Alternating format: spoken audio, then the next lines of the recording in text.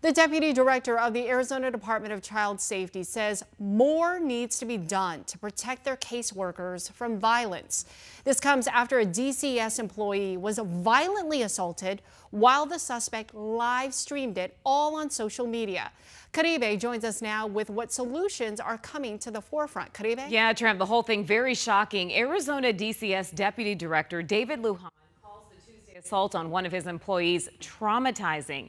They are now searching for ways to better protect their workers, like installing de-escalation training and boosting their relationship with law enforcement agencies. But getting more boots on the ground security may not be possible because of the lack of funding from the state. Now, here's that jarring video. 12 News was the first to show you there. After an hour-long meeting with DeAndre Johnson at a DCS office in Mesa, the caseworker is grabbed and then choked for multiple minutes before he loses consciousness. Director Lujan tells 12 News that a security guard paid for by the company that owns the building was actually present in the building as the assault happened, but was not in a position to intervene. This comes as DCS's budget was slashed by some 4% or so this year, and large-scale cuts were made to security services. Lujan says that the cuts mean that there are currently no full-time security guards working at DCS offices across the valley, but he cautions that an increase in security personnel would have not done much to prevent this attack. Our security that we had before, they wouldn't accompany our caseworkers into meeting rooms, for example. They were just stationed at the front. So, and the vast majority of the work that our caseworkers do is, going out to homes, and oftentimes they're unaccompanied. Now, he doesn't expect that to change with the way their budget currently stands. He said that the department was left with a lot of bad options when faced with making cuts to multiple areas of their bottom line. Now, coming up on 12 News at 5, we pressed the deputy director for answers on a previous threat made by the suspect in this vicious attack and why the caseworker didn't have more help on the day of the assault. Tram, back to you. All right, Caribe, thank you. So let's take a legal deep dive into this case. Joining me now is defense attorney Hector Diaz of Diaz Law. I want to first get your reaction when you saw this video. Yeah, I mean, this is just horrible. I mean, it's incredible that this person, when you look at it, it looks like he set it up. And, I understand why. I think the initial charge is attempted first-degree murder.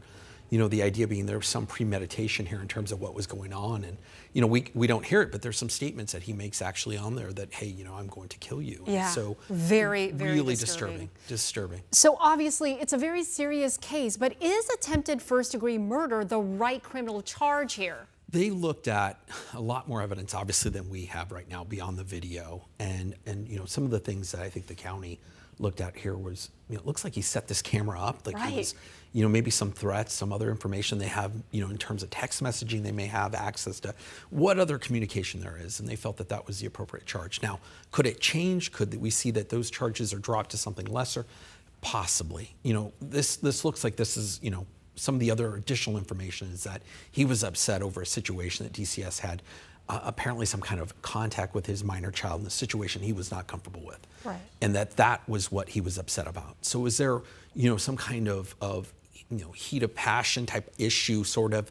Maybe. And I wouldn't be surprised if the county looks at this and maybe alters the charge, but I also, on the other hand, understand the attempted first degree. Right. And reports saying, for his side of the story, that nobody had told him that the DCS worker had talked to his child behind closed doors, that the child told him.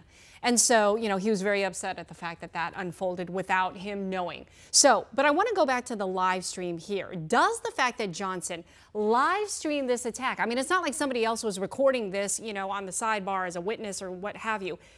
He did it. So does that aggravate the seriousness of the charges against him? Well, I mean, he gave law enforcement the evidence that they need. He gave the prosecutors the evidence they need to go forward with criminal charges here. I don't know that it necessarily aggravates it. I think what it does is gives the prosecutors really what was going on, the seriousness of what was going on.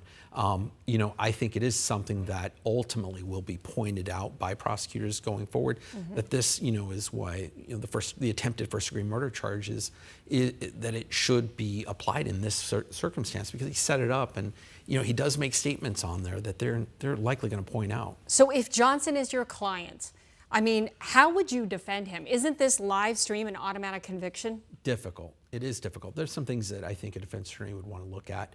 It looks like this is a public place. You want to see surveillance cameras, see if there's other witnesses that saw what went on maybe before the recording went on. That's number one. Number two is you're going to look, not necessarily as a defense, but you're going to look at his mental health. What was going on here with this individual?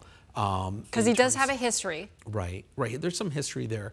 You're going to want to look to see if if he has received any kind of mental health care, and did that factor into his decisions here and what occurred here. But the video is very difficult. Yeah. Any attorney who represents him that's where you're going to start, and it's tough to watch. Yeah. All right. Well, we've got 3 more cases that we're going to dive into with you. So, of course, you're going to stay with us throughout the hour. Hector, thank you so much.